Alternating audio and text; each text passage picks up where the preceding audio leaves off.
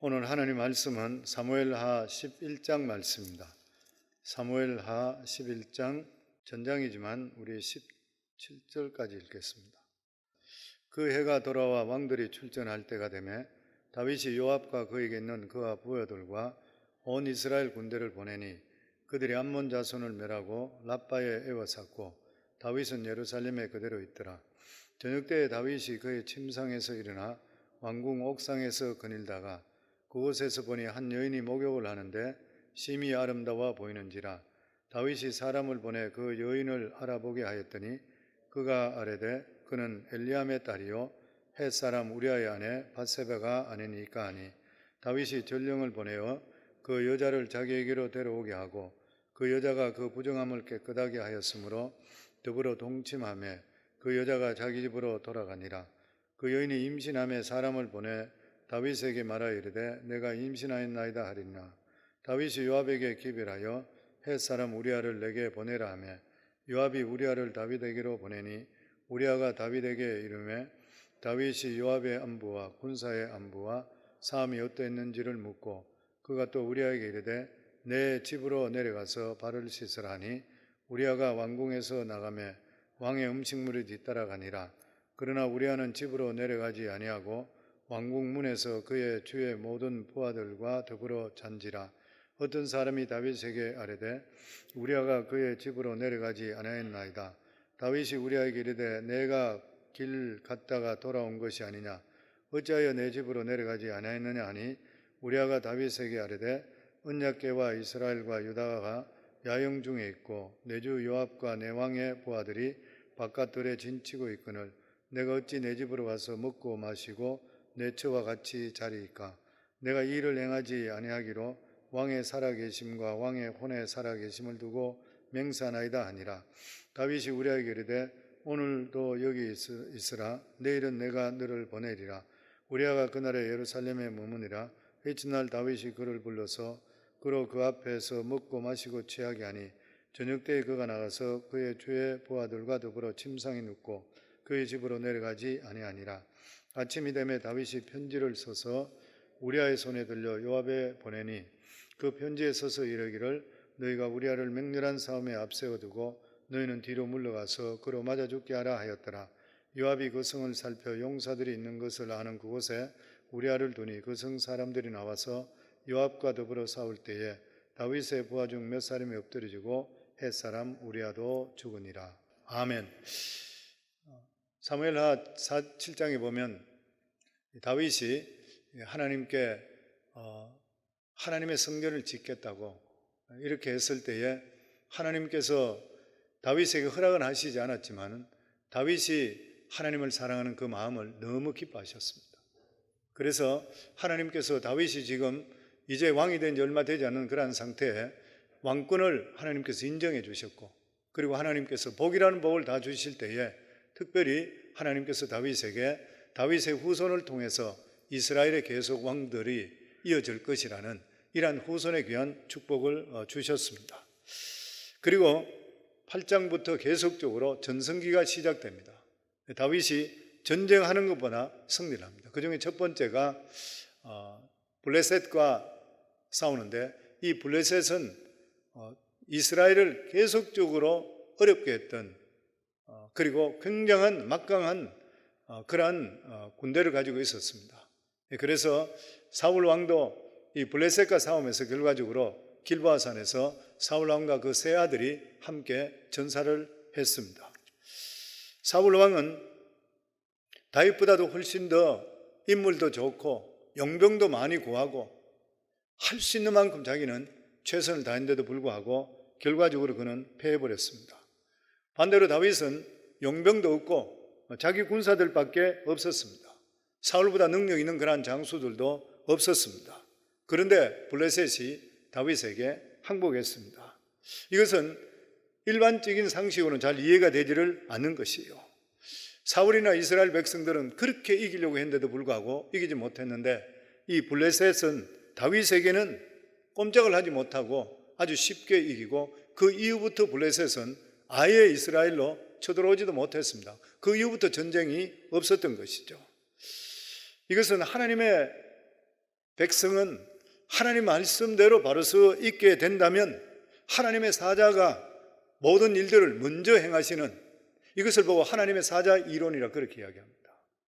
우리가 기도 많이 하시고 믿음으로 바로 서게 될 때에 저희들이 살아가는 삶에 하나님께서 보호막을 쳐주시고 악한 것을 무찌르는 것, 이 마치 여호사밧 왕이 하나님께 기도했을 때에 하나님의 천사가 와서 적군을 물리치는 것, 그리고 또한 이 여리고성이 무너뜨린 것도 마찬가지로 하나님께 기도하며 돌기만 도는데 불구하고 여리고성 그 철옹성이 무너져 버렸습니다. 이것은 하나님의 사자가 가서 먼저 지지겨 놨던 거지. 영적으로 먼저 지지겨 놨기 때문에 고함만 지르면 되는 것이고 하나님께 찬양만 할 때에 무너지는 역사가 임했다고 하는 것이에요. 그래서 이것을 보고 신학자들은 하나님의 사자 이론이라 그럽니다. 우리가 하나님의 은혜로 충만하게 되어 있을 때는 하나님께서 그 일을 대신 이미 이루어 주시는 것이에요. 딴 사람이 볼 때는 어떻게 저걸 해나갈 수 있나 하는데 뜻밖의 쉽게 무너지는 것이에요. 그래서 우리가 믿음을 바로 가지고 있다는 것이 우리 삶 속에 얼마나 중요한 일인지를 모르는 것입니다. 그런데 오늘 읽은 이 말씀은 우리가 너무나 잘 알고 있듯이 다윗이 인생의 가장 큰 죄를 저지르고 그리고 이때부터 다윗의 전성기가 쇠퇴기로 넘어갑니다. 다윗은 일생에 두 가지 전쟁을 했던 것이죠. 하나는 실제적으로 눈에 보이는 전쟁이죠. 눈에 보이는 전쟁은 다윗이 하는 것들마다 다 승리했습니다. 그런데 눈에 보이지 않는 그러한 전쟁, 눈에 보이지 않는 전쟁, 바로 눈에 보이지 않는 전쟁은 자기와 싸움인 것이요. 자기 정욕과 싸움, 자기 자신과의 싸움, 이것은 결과적으로 다윗은 이기지를 못했던 것입니다. 그는 여기서 무참하게 패배했고 그리고 죄를 짓고 결국 살인까지 하고 말았던 것이요.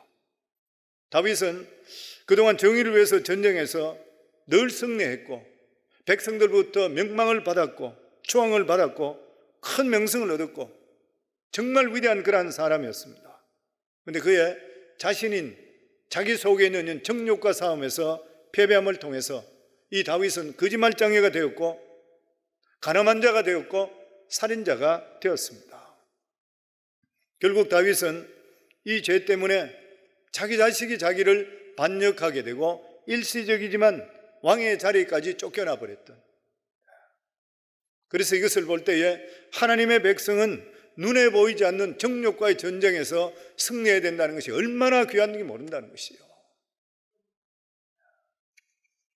다윗은 자신에게 엄청난 치욕을 안겨주고 자기 자신을 하나님 앞에 득죄했던 이 정욕의 죄에서 실제적으로 져버렸던 것이에요. 그런데 이런 일이 시작됐던 것이 10장에 보면 암몬 족속의 왕이 죽었습니다.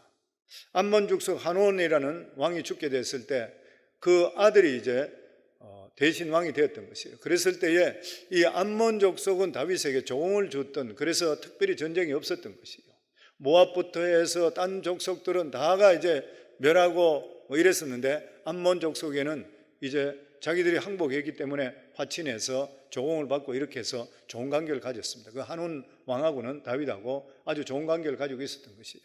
그런데 이 왕이 죽고 아들이 됐을 때에 다윗 왕이 이제 조문객을 보냈던 것이에요.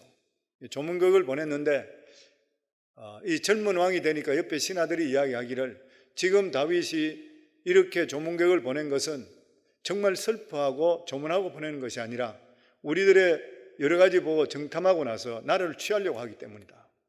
그 절대 사신을 그냥 보내면 안 된다. 이래서 그 이야기를 듣고 나서 왔는 사신들의 수염을 잘라 깎아버리고 그리고 옷을 그냥 이 엉덩이까지 보이도록 잘라버리고 쫓아내버렸던 것이에요. 그러니까 일국의 사신을 이렇게 했다고 하는 것은 그 나라에 대한 모욕적인 행동이에요. 그래서 전쟁이 벌어졌습니다. 이렇게 전쟁이 벌어졌을 때에 다윗은 직접적으로 전쟁에 나가지 않고 이 정도 전쟁은 요압이 나가도 된다 생각해서 요압 장군과 군사들 내보내고 자기는 그냥 이스라엘 여기 예루살렘 왕궁에 그냥 있었습니다. 다윗이 생각할 때는 암몬보다도 더 위험한 것이 북쪽에 있는 이 하맛 에셀이라는 것이에요. 실제적으로 다윗의 예상대로 나중에 하맛 에셀과 큰 전쟁을 치르게 됩니다. 이것을 볼 때 다윗은 굉장한 전략가입니다. 뛰어난 그런 사람이고 멀리 내다보는 그런 사람이었습니다. 그럼에도 불구하고 자기 자신 관리를 잘못하게 되었던 것이요. 이때 바로 다윗에게는 자기가 생각하지 못했던 사탄의 시험이 일어나고 있었습니다. 우리 1절과 2절 저희들 다시 한번 같이 읽습니다. 그 해가 돌아와 왕들이 출전할 때가 되매 다윗이 요압과 그에게 있는 그의 부하들과 온 이스라엘 군대를 보내니 그들이 암몬 자손을 멸하고 랍바를 에워쌌고 다윗은 예루살렘에 그대로 있더라. 저녁 때 다윗이 그의 침상에서 일어나 왕궁 옥상에 거닐다가 그곳에서 보니 한 여인이 목욕을 하는데 심히 아름다워 보인지라. 지금까지 다윗은 항상 전쟁에 살았고 그리고 전혀 여유가 있는 그런 삶을 살지 못했습니다. 긴장의 연속적인 그런 삶을 살았던 것이에요. 그래서 그런 이야기해요. 긴장의 계속적인 연속은 진짜 좋지 않다. 긴장을 계속적으로 하게 되면 정신적으로 이겨졌을 된다. 한순간에 쓰러질 수가 있게 되는 것이다. 그래서 유혹을 받게 됐을 때 절제하지 못하고 이런 유혹을 이길 수 있는 능력이 약해졌던 것이에요. 거기다가 다윗은 지금까지 하는 전쟁들마다 승리를 했습니다. 자기도 모르는 사이에 자기 속에 자만심이 생기게 되었는 것이에요. 우리가 교만해지고 자만심이 무서운 이유가 뭐냐면은 죄에 대해서 둔감해집니다. 왜냐하면 교만해지고 자만심 가지고 대단한 사람에게는 사람들이 아부하는 사람이 많아져요. 아부하는 사람이 많아지면은 자기 자신이 마치 대단한 사람 같이 생각되고 어느 정도 적당한 죄를 짓더라도 자기는 거기서 이 정도는 지을 수 있다 이렇게 생각해 버려요. 자기 자신이 민감해지지를 못하는 것이에요. 내가 지금까지 이렇게 많은 일을 했는데 뭐 이 정도 적은 죄는 한번 지을 수 있지 이렇게 생각해 버리는 것이에요. 그런데 문제는 뭐냐면은 죄라고 하는 것은 한 번 죄를 지으면은 죄가 코를 완전히 엮어버려요. 꼼짝 못하게 만드는 것이에요. 그래서 죄가 끄는 대로 끌려가게 되어 있는 것입니다. 사실 다윗이 왕궁 지붕에서 목욕하는 여자를 보려고 생각했던 거 아니잖아요. 또 뿐만 아니라 밧세바도 일부러 올라가서 남자를 유혹하려고 했는 것은 아닌 것이에요. 우연한 기회에 우연하게 사탄이 하는 거잖아요. 타이밍을 맞추는 건 사탄이 합니다. 기가 막히게 맞추는 거예요. 사람을 쓰러뜨리고 유혹하게 만드는 것은 사탄이 하는 것이죠. 결과적으로 다윗이 그 목욕하는 여인을 봤다는 것은 죄가 되지 않죠. 그게 어떻게 죄가 될 수가 있는 것이요. 뭐 아름다운 사람 아름답게 보고 아름다운 것을 아름답고 여기게 하는 것, 이거는 결코 죄가 될 수가 없는 것이요. 다윗이 어떤 사람 목욕하는 거 보고 나서 나중에 자기 마음속에 좀 안 좋은 마음을 가졌다 그러면 부끄러운 일이지만 뭐 그냥 지나가면 그만인 것이죠. 그런데 문제는 그 뒤에 일어났습니다. 다윗이 신하에게 말해서 그 여자가 누구냐 그리고 데려오라 그랬던 거예요. 그러고 나서 관계를 맺어버렸습니다. 우리 3절부터 4절입니다. 같이 읽습니다. 다윗이 사람을 보내 그 여인을 알아보게 하였더니 그가 아뢰되 그는 엘리암의 딸이요 햇사람 우리아의 아내 밧세바가 아니니까 하니 다윗이 전령을 보내어 그 여자를 자기에게로 데려오게 하고 그 여자가 그 부정함을 깨끗하게 하였으므로 더불어 동침하며 그 여자가 자기 집으로 돌아가니라. 이걸 보면서 아무리 경건한 사람도 죄스러운 호기심이 다 가지는 거예요. 누구든지 간에. 근데 이 여자가 어떤 여자인지 알아봅니다. 알아보니까 남편 있는 여자 있고 그 남편은 자기 부하로서 지금 전쟁터 나와 싸우고 있다고 하는 것이에요. 일단 이 여인이 남편이 있구나 이것을 다윗이 만약에 알게 됐을 때 하나님께서 욕심을 포기하라는 첫 번째 사인인 거예요. 결혼한 사람이라는 거예요. 그런데 다윗은 자기의 욕정을 제어할 수 있는 능력을 잃어버렸습니다. 결국 여자를 불러서 간음했습니다. 성경에서 보면은 음란이라 하는 것은 결혼하지 않는 사람이 관계를 맺고 저지르는 음란이라고 그러죠. 간음이라는 것은 기혼자들이 저지르는 그러한 행위를 보고 간음이라고 그럽니다. 그래서 이 간음했다고 그랬어요. 우리 여기서 몇 가지 중요한 문제를 발견하는 것이 뭐냐면 가장 큰 문제가 뭐냐면은 주위 사람들이 다윗을 너무 우르르 봤던 거예요. 완벽한 사람을 알았던 거예요. 다윗이 신하들을 불러서 이 여인을 데리고 오라 했는데도 불구하고 다윗은 다윗을 전혀 의심하지를 않았습니다. 왜냐하면 다윗같이 지금같이 하나님 말씀에 붙들려 살았던 사람이 없었던 것이요. 그러니까 다윗은 옳은 사람이라, 절대로 그럴 사람이 아니라 이렇게 생각을 했던 것이요. 그러니까 누구든지 사람을 지나치게 믿는 것은 그 사람에게 죄를 지을 수 있는 기회를 주는 것이요. 다윗이 지금까지 어렵게 살았던 것은 하나님의 은혜에 붙들려 있는 것이지 실제적으로 다윗 자신의 힘이 아니었었습니다. 저희들도 마찬가지입니다. 우리가 믿음에서 벗어나 버리면 우리들 어떻게 될지 모르는 것이요 보면. 그런데 누구든지 간에 아무리 믿음 안에 있는 사람이라 하더라도 항상 유혹에 빠질 수 있다는 거예요. 아무리 훌륭한 사람이라 하더라도 절대적으로 믿어서 안 돼요. 인간이기 때문에 그래요.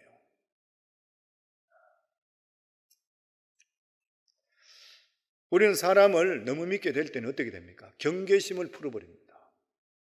많은 사람들이 그렇잖아요. 경계심을 풀면 통해 문제가 생기잖아요. 등잔밑이 어둡다는 그러한 속담과 같이 우리는 가장 믿는 사람부터 먼저 조심해요. 물론 의심하라 말은 아니지만 조심해야 돼요. 항상 조심해야 됩니다. 그리고 아무리 그리스도인을 하더라도 서로 간에 그 죄를 지켜줄 수 있어야 돼요. 권면해 줄 수 있어야 돼요. 보면 이성관계도 마찬가지고, 또 가끔 보다 보면 믿는 사람들이 금전을 다루다 보면 유혹을 받아서 죄에 빠질 때가 있습니다. 교회도 마찬가지, 교회에 돈 취급하는 사람들 그런 경우가 생기잖아요. 요즘은 그런 소리가 잘 없었지만 한번 15년, 20년 전에는 그런 일들이 참 많았어요. 보면. 그렇기 때문에 제도적으로 철저하게 죄를 지을 수 있는 그런 기회를 주지 않아야 되는 것이에요. 사람에게 잘해주는 것은 죄가 되지 않습니다. 그렇잖아요. 잘해주는 거. 그런데 자기 사람이 아닌 사람에게 과도하게 친절하면 벌써 죄의 길로 들어가는 것이에요. 그래서 자기 부인 아닌 사람한테 너무 친절하지 마세요. 오히려 적당히 무뚝뚝한 게 오히려 나아요. 너무 얼굴을 심각하게 자기 보고 하는 이야기 같이 그렇게 생각합니다. 교회에서 부부간에 같이 있고 하던 남의 부인에게는 너무 친절하지 마세요. 그냥 적당히 대하는 게 제일 좋습니다. 왜냐하면 공연히 자기에 관심 있다 생각해 버리면 죄를 짓게 돼, 마음적으로도. 그리고 유혹에 잘 빠진 사람이 어떤 사람이 잘 빠지냐 하면 마음이 약한 사람이 잘 빠져요. 그래서 너무 잘해주려 하지 말아야 돼요. 자기 부인이나 자기 남편한테는 잘해줄수록 좋지만 주위 사람들에게는 그냥 적당히 해주는 것이 좋습니다. 그런데 또 다른 문제가 뭐냐면은 밧세바가 문제가 많은 것이 다윗이 불렀는데 싫다고 말 안 했어요. 거부했단 말이 전혀 없습니다. 이런 생각해 보세요. 만약에 다윗이 밧세바를 불러서 동침하자 했을 때에 밧세바가 진짜 정조관이 있고 여자가 괜찮은 사람이라 그런 것 같으면, 아니 왕이요, 어떻게 이럴 수 있습니까? 내 남편은 당신의 부하로서 전쟁터에 목숨을 걸고 지금 나가 싸우고 있는데 어떻게 해서 나에게 이럴 수가 있습니까? 그러면 다윗이 정신이 번쩍 들었을 거예요. 근데 밧세바는 그래 하지를 않았다는 것이에요. 밧세바는 한편으로 왕이 자기 미모에 끌린 데 대해서 기분이 좋았던 것 같아요. 그러니까 이걸 보고 밧세바의 허영이라, 욕심이라, 또 어떤 사람은 끼가 있는 여자다, 뭐 그렇게 이야기하고 있어요. 밧세바가 머리가 좀 나쁜 거 잘 아시죠? 밧세바가 머리가 나빴습니다. 머리가 좋은 사람은 이렇게 잘 하지 않겠죠. 그래서 나중에 그 아도니아 그 솔로몬이 왕이 되고 나서 자기 형인 아도니아가 살려줬잖아요. 살려줬는데 밧세바 찾아가가지고 다윗이 마지막 첩으로 데려있었죠. 동침하지는 않았지만 아비세액을 자기 형한테 달라고 그랬잖아요. 그러면서 밧세바한테 이야기하니까 밧세바가 그 이야기 듣고 나서 자기 아들 솔로몬한테 가서 부탁을 했는 것이에요. 아비삭을 아도니아에게 주면 좋겠다. 그러니까 어머니가 어떤 요청을 해도 다 들어주겠습니다. 그러다 그 말 듣고 나서 화를 먹어치네잖아요. 그래서 아도니아 죽이라고 그러잖아요. 전 왕이 데리고 있던 여인을 취한다는 것은 왕위를 취하는 거 똑같다는 거예요. 그 머리가 잘 안 돌아갔던 거죠. 그러니까 그런 문제가 일어났어요. 결국 이 다윗의 정력과 밧세바의 허영 그리고 끼 합작이 돼가지고 우리아를 죽음에 몰고 갔습니다. 이걸 보면 우리가 아는 것이 뭐냐면 다윗과 같이 신앙 훈련 오래 받은 사람이 누가 있어요? 사울을 통해 10년 동안이나 도망쳤던 사람이에요. 하나님께서 내 마음에 합한 자라 인정받았던 거란 사람입니다. 성경에 유일하게. 그런데 그렇게까지 긴 시간 훈련 받았는데도 불구하고 죄 짓는 것은 한순간인 거예요. 그래서 이성에게 유혹을 느끼게 될 때는 가장 좋은 방법이 뭐예요? 도망치는 방법이에요. 자리를 피하는 게 최선인 것이라. 요셉이 보디발 부인이 유혹하게 됐을 때 옷을 벗어 던지고 도망치는가 마찬가지로 자리를 피하는, 자꾸 보다 보면 정이 들게 되잖아요. 빨리 도망가야 되는 것이에요, 보면. 그런데 다윗은 이성이 주는 이러한 유혹을 물리치지를 못했습니다. 이 죄도 한순간이지만은 믿음도 그래서 순발력이 있어야 된다 그래요. 아, 내가 더 이상 여기 안 되겠구나. 떨칠 수 있어야 된대요. 이게 결코 안 쉽거든요. 그러니까 믿음 생활 오래 한 사람도 넘어지는 거예요. 어떨 때는 보면.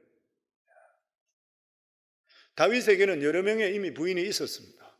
그런데 그 부인으로 만족하지 못하고 남편이 있는 다른 여자와 범하는 무서운 죄를 지었던 것이에요. 그리고 이렇게 죄를 짓게 되니까 열매가 맺히는 것이 뭐냐면 임신을 해버렸습니다. 우리 5절 말씀입니다. 같이 읽습니다. 그 여인이 임신하며 사람을 보내 다윗에게 말하여 이르되 내가 임신하였나이다 하니라. 우리가 여기서 우리가 알 수 있는 게 뭐냐면 죄는 완전 범죄가 없다. 언젠가는 밝혀진다. 마귀가 유혹하면서 상투적으로 쓰는 방법이 뭐냐면은 절대 들통나지 않는다.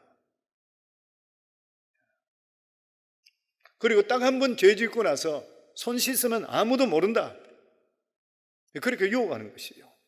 그런데 죄의 무서운 이유가 뭐냐면 중독성입니다. 죄라는 중독성이 있는 것이에요. 그리고 죄라는 것이 중독성이기 때문에 중독성을 끊게 되면 나타나는 현상이 뭐냐면 금단의 현상이 나타나는 거예요. 그게 무슨 말이에요? 죄를 끊으려고 그러면, 나쁜 악한 습관을 끊으려고 그러면 죽을 각오해야 돼요. 그래서 하나님께서는 우리 삶 속에 그런 걸 끊기 하기 위해서 못 끊게 될 때는 우리 삶에 어려움을 주어서 하나님께 서운하도록 만들고 사랑하게 되면은 그렇게도 하시는 것이에요, 보면. 다윗도 인간이기 때문에 신하의 아내를 좋아할 수 있습니다. 왜냐하면 아름답고 그러면 내 마음속에 좋은 감정을 품을 수가 있는 것이에요. 그렇지만 자기가 영적으로 만약 깨어 있다면 아, 내가 이래서는 안 되지.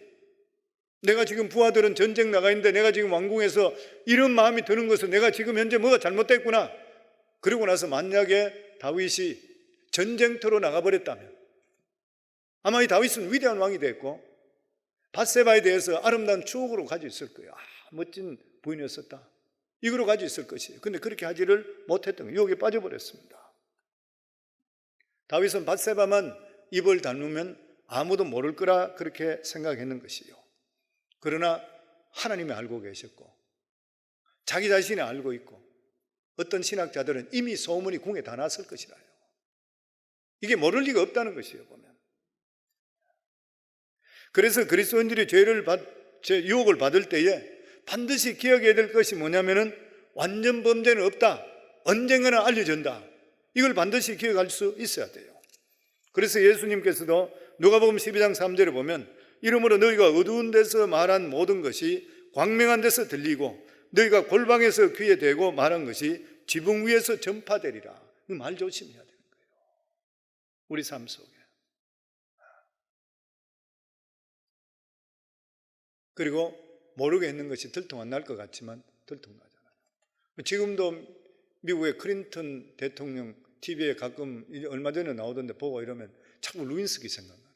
사람들이 생각할 때. 그렇잖아요, 보면. 그 사람이 대단한 대통령이었잖아요. 미국 경제를 일으키고 어떤 정치 감각이 클린턴 따라가는 사람이 없다고 할 정도로 대단한 사람이었습니다. 연임까지 했었고. 그런데 사람들이 생각할 때 어떻게 생각해요? 그때 문제가 생길 때 TV를 계속 여기서 보고 하니까 부모님들이 인터뷰 나오면서 아이들에게 내가 어떻게 가르쳐야 될지 그것이 나에게 가장 문제다 그래요. 왜냐하면 대통령 정도 되고 리더가 되면은 저런 사람을 본받으려 해야 되는데 무엇을 이야기할 수 있나? 그러면서 어머니들이 그렇게 이야기하더라고요. 얼마나 부끄러운 일인 것이요. 그리고 수년 전에 뉴욕의 검찰총장 하면서 매춘과 전쟁하면서 사람들이 인기를 얻어서 뉴욕 주지사까지 됐던 스피처라는 사람이었어요. 스피처라는 사람. 이 사람이 자기가 뉴욕 주지사 되고 나서 자기가 매춘에 걸려 들어가 버렸잖아요. 한순간에 날아가 버렸던 것이에요. 한국은 어때요? 서울시장, 그리고 유능한 대통령 후보, 한순간에 날아가 버린 것이에요. 이번에 또 뉴욕 주지사 쿠오모도 보니까 추행 관계로 인해서 하야해야 된다, 내려오라, 지금 난리가 났잖아요, 보면. 아무도 모를 것 같지만 세계가 알게 되는 것이에요, 보면. 다윗은 밧세바로부터 임신 소식을 전달받았을 때 어떻게 했습니까? 자기 죄를 회개했습니까? 아니잖아요. 어떻게 하면 은폐할 수 있을까? 그래서 다윗이 신하와 임신 불륜관계 가진 것, 이걸 숨기기 위해서, 이게 진짜 밝혀지면 이스라엘 전체에 큰 스캔들이 되는 거예요. 지금까지 자기를 믿고 따라왔던 백성들, 그리고 또 자기가 데려있던 신하들, 얼마나 큰 실망을 주는 것이에요. 이거는 신뢰에 대한 배신행위인 것이에요. 도저히 자기는 신하들 앞에, 백성들 앞에서 망신당할 자신이 없는 것이에요. 그래서 급한 불부터 꺼야 되겠다 생각해서 마음에 생각하다가 기발한 아이디어가 나는 거예요. 그게 전쟁터에 있는 남편을 데려와야 되겠구나. 그래서 두 사람 동침하는 걸로 해서 임신을 그 남편이 했는 걸로 해야 되겠구나. 그렇게 생각했습니다. 하나님 앞에서 용서받을 수 없는 무서운 죄인 것이에요. 그래서 첫 단계로 전쟁터에 싸우고 있는 우리아를 불러서 집에서 자게 했습니다. 그 아이가 태어나더라도 그때 태어난 아이다, 이렇게 이야기하려고 했던 것이에요. 그런데 하나님 앞에서는 이 방법이 먹혀 들어가지를 않았습니다. 우리 6절부터 8절입니다. 같이 읽습니다. 다윗이 요압에게 기발하여 햇사람 우리아를 내게 보내라 하며 요압이 우리아를 다윗에게로 보내니 우리아가 다윗에게 이르매 다윗이 요압의 안부와 군사의 안부와 싸움이 어땠는지를 묻고 그가 또 우리아에게 이르되 내 집으로 내려가서 발을 씻으라니 우리아가 왕궁에서 나가매 왕의 음식물이 뒤따라 가니라. 그 전쟁터에 나온 군인인 같으면 자기 집에 찾아가는 것이 이게 당연한 이치인 것이에요. 그 자기 안에 만나는 것이 당연한 일인 것입니다.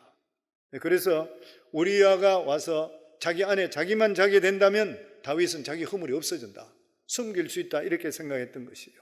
그런데 이 우리아는 너무나도 우직한 그런 군인이었습니다. 진짜 너무 충성스러웠던 것이에요. 우리아는 왕이 집에 가서 발을 씻고 자라 그렇게 했는데도 불구하고 집에 가지 않고 왕궁문에서 신하들과 함께 잠을 잤습니다. 그 이튿날 왕이 너는 왜 집에 가지 않았느냐 물으니까 여호와의 법궤가 진중에 있고 이스라엘 모든 백성들이 전쟁 중에 있는데 내가 어떻게 혼자 가서 내 아내를 만나고 먹고 자고 할 수가 있겠습니까? 정말 인간적으로 볼 때 융통성도 없을 정도로 정직했던 그런 사람입니다. 우리아는 이방인이에요. 햇사람이라고 그래서 햇사람 우리아. 이 햇사람이라는 것은 가나안 7족 중에 하나예요. 이스라엘 백성들이 그 점령했을 때에 그때 가나안 7족 중에 있던 이방인이 하나님을 믿은 사람입니다. 그 이방인이 하나님을 믿은 이러한 사람인데도 불구하고 이렇게 신실하고 충성스러웠던 거예요. 그런데 다윗은 어떻습니까? 율법을 백성들에게 가르치던 그러한 사람인 것이에요. 그럼에도 불구하고 율법 없는 이방인보다 못했던 이때는 보면, 그래서 우리가 믿음을 자랑할 한 사람 하나도 없습니다. 그래서 나중된 자가 먼저 되고 먼저 된 자가 나중되는 것이에요. 누구든지 하나님 말씀을 그대로 아는 것이 아니라 지키는 자가 하나님 기뻐하시는 거예요. 사실 이 정도가 되면은 다윗이 이래도 저래도 안 되는구나 이러고 나서 하나님께 통해 자복했어야 되는데도 불구하고 정력의 눈이 어두워서 두 번째 은폐 계획을 세웁니다.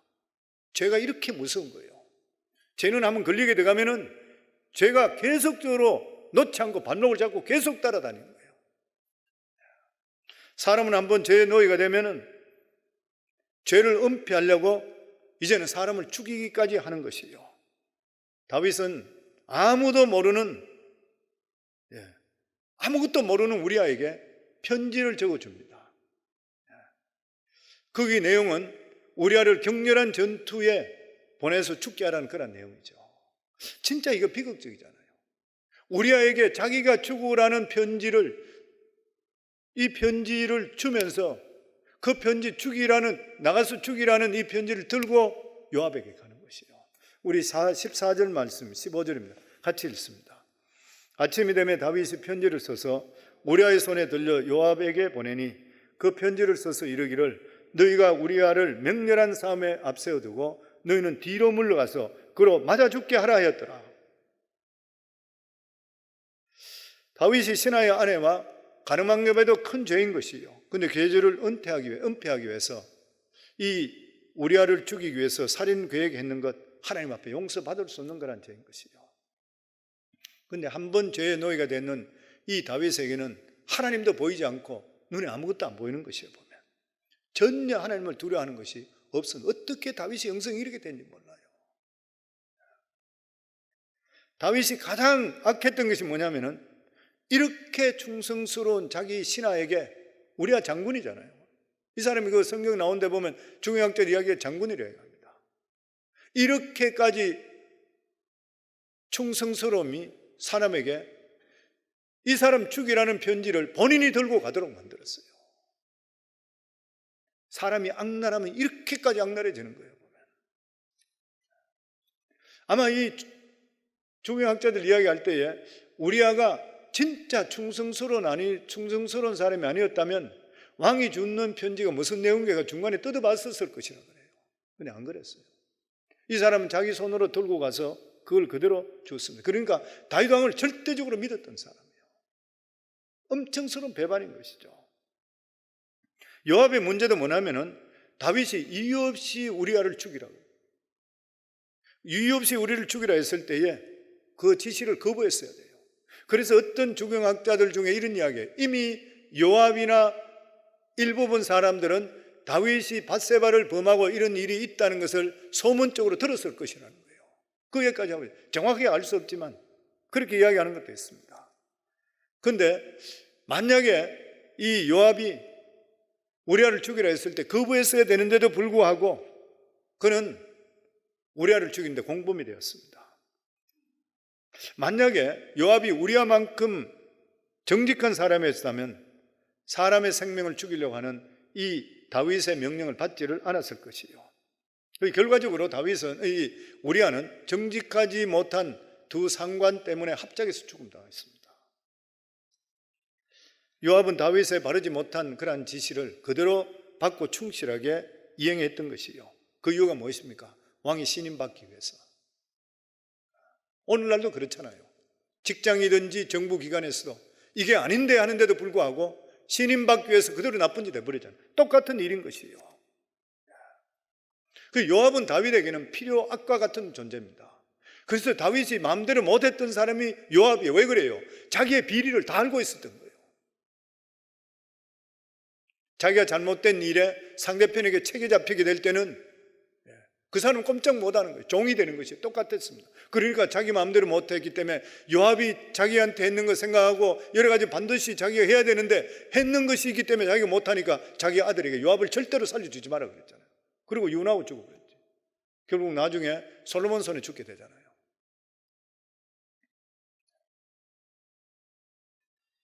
그래서 이 요압은 이 편지를 받고 나서 암몬 족속과 싸울 때에 일부러 암몬 족속 중에 용사들 가장 강한 군사가 있는 그쪽에다가 성문 앞에까지 갖다 들어가 버렸어요. 결과적으로 거기서 우리아는 죽게 됩니다. 다윗이 볼 때는 완전 범죄예요. 요압이 다윗에게 이제 보고서를 보냅니다. 왜냐하면 그때 나갔던 군사들이 많이 죽었으니까. 그래서 이 군사 많이 죽었다는 보고가 다윗에게 가게 될 때에 다윗이 아니 어떻게 성문 앞에까지 그렇게 가느냐. 옛날 기록에 보면 성문 문 앞까지 같이 갔다가 위에서 여자가 돌을 던짐을 통해 머리가 깨진 거 모르냐. 분명히 징책을 할 거라.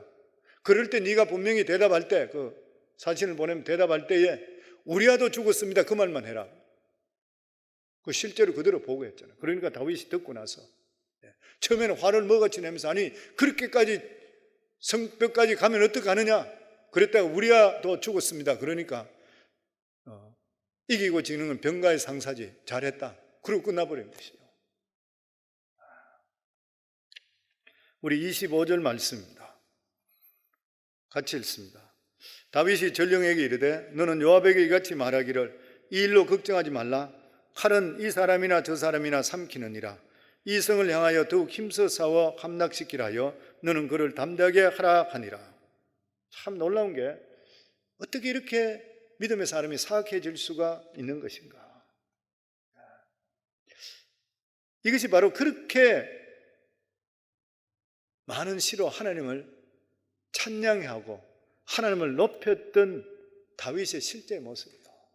성도님, 이게 우리 인간입니다. 우리는 뭐 그렇게 특별할 것 같아요.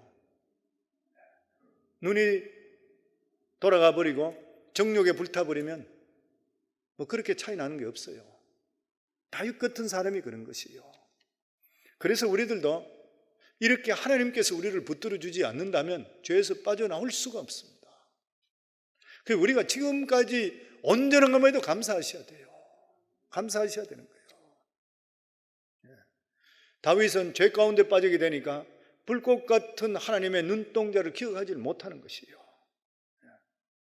사람만 속이면 된다 했다가 나중에 우리아가 마음대로 안 되니까 우리아를 교사시켜 버렸습니다.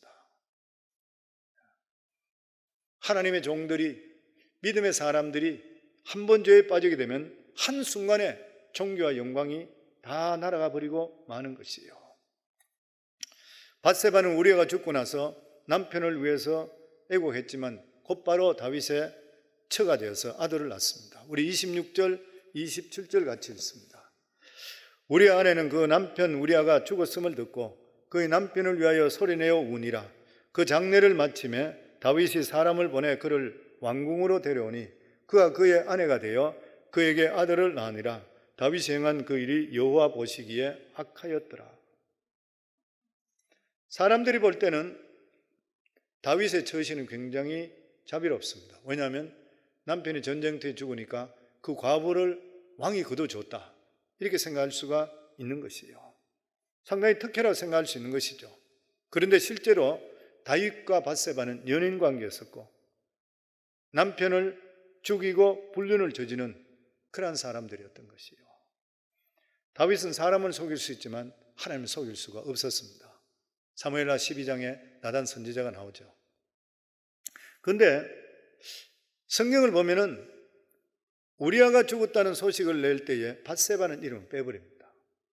우리 26절에 보면 우리아의 아내는 그 남편 우리아가 죽었음을 듣고, 이 밧세바는 그 남편 우리아가 죽었다 이렇게 안 적고 우리아의 아내, 그 밧세바라는 이름 자체를 성경 기자는 굉장히 불쾌하게 생각했어요. 훗날의 마태복음에 예수님의 계보 중에 밧세바가 들어갑니다. 여인들 이름 들어가잖아요. 다말도 들어가고 룻도 들어가고 이러한 여인들의 이름이 들어가잖아요. 그런데 그 이름이 들어가는데 밧세바라는 이름 대신 우리아 안에 들어갑니다. 밧세바를 안 적고. 다말도 자기 시아버지하고 관계 속에 자식을 낳았잖아요. 그러니까 이것도 불륜인 것이에요, 따지고 보면. 그런데도 불구하고 다말 이름이 들어가 있습니다. 룻도 들어가 있고. 그런데 전부 여자 이름은 여자 이름 다 자기 이름 넣었는데 오직 밧세바만이 우리아의 아내를, 마태복음 1장에 예수님의 계보문에 그래 되어 있습니다. 무슨 말인 것이요? 영원토록 기억하라는 거예요. 영원토록 기억하라는 거예요. 다윗의 이것을 영원토록 기억하고 우리들 살아가는 삶에 이것을 영원토록 우리 마음속에 두고 있어야 된다, 그 말인 것이요. 그러니까 오늘 여기 보면 다윗 같은 훌륭한 사람을 한순간에 사망의 구렁텅이에 빠뜨린 것은 눈앞에 보이는 실제적인 적이 아니었다고 하는 거예요. 다윗의 가장 무서운 적이 뭐였습니까? 자기 자신이었습니다. 자신의 정욕이었던 것이에요. 사실 삼손 같은 역발산의 사람, 이러한 하나님의 사람을 망하게 했던 게 누구예요? 가냘픈 여인 들릴라였었습니다. 그렇기 때문에 우리가 믿음의 삶을 살 때에 항상 생각이 될 것이, 내가 얼마나 훌륭한 일을 많이 하냐, 하나님 일을 많이 하냐, 이런 것보다 더 중요한 것이 뭐냐면 자기 자신을 유혹에서 지키는 거예요. 많은 일을 하거나 잘하는 것보다도 내가 얼마나 경건한 삶을 살고 있는 것인가, 이게 우리 삶 속에 너무나도 중요한 것이, 이게 정말 중요한 교훈입니다. 전에 성도님 그런 이야기 들었죠. 저도 목회를 시작하면서 하나님께 기도했던 것이, 하나님, 제 자신 너무 연약합니다. 하나님, 목회 끝나고 하나님 앞에 설 때까지 제 자신을 보존하게 해주소서. 가정을 지켜주시고 제 자신을 지켜주세요. 그렇게 기도했습니다. 왜냐하면 이 세상은 유혹이 너무 많아요. 그리고 사람마다 정욕이 다 있어요. 그래서 우리 성령 늘 말씀드린 대로 우리가 두 가지 우리 속에 있는 불을 제어하지 못하면 우리 인생 지키지 못한다 그랬죠. 하나는 분노의 불이죠. 두 번째는 정욕의 불입니다. 이 두 가지를 우리가 지키지 못하게 되면 어느 순간에 우리 자신들이 실족할지 모르는 것이에요. 사랑하는 성도님들, 다윗 같은 사람이 이런 일이 일어났다 그러면 안전한 사람이 누가 있겠습니까? 저는 우리 사랑하는 성도님 모두 다가 하나님 일 너무 많이 하고 뭐 크게 하는 것보다도 우리 자신을 지키고 경건으로서 승리할 수 있기를 주 이름으로 축원합니다. 우리 시간 합심해서 하나님께 기도합니다. 저희들이 시간 합심해서 하나님께 기도할 때에, 하나님, 저희들이 경건하게 살게 하시고 우리 자신들을 지킬 수 있도록 무엇보다도 주의 성령으로 충만케 하시고, 하나님, 우리의 연약함을 주께서 아시고 계시오니 주님, 우리들 지켜주시어서 끝까지 보존되게 하소서. 주님께서 가정을 축복하시고 우리의 삶을 축복해 주소서. 오늘 이 시간 주여 세 번 부르며 하나님께 기도합니다. 주여, 주여, 주여. 아버지 감사합니다. 하나님 아버지 감사합니다. 오늘도 하나님 말씀을 따라서 우리 자신들을 다시 한 번 더 돌아봅니다. 하나님 아버지, 죄라고 하는 것은 한 번 죄에게 발목을 잡히게 될 때는 정말 끝이 보이지 않는 비참함이 나중에 일어나는 것을 저희들이 여러 가지 일로 압니다. 다윗 같은 그런 위대한 사람도 하나님 이렇게 된다면 저희들같이 연약한 자들이야 두말할 필요가 없습니다. 하나님 아버지, 저희들 부디 성령께서 저희들과 주님 앞에 설 때까지 함께해 주시어서 우리의 삶이 우리 자신을 지키게 하시고 경건한 삶을 살아갈 수 있는 저희들 될 수 있도록 해주시어 어떤 유혹이나 악한 시험에 승리할 수 있는 저희들 다 될 수 있도록 도와주시옵소서. 이제는 우리 주 예수 그리스도의 은혜와 하나님 아버지의 크신 사랑과 성령님의 교통하심이 오늘도 하나님께 나와 말씀 받고 돌아가는 사랑하는 귀한 성도들 삶 속에 이제부터 영원토록 함께 하기를 간절히 축원하옵나이다. 아멘.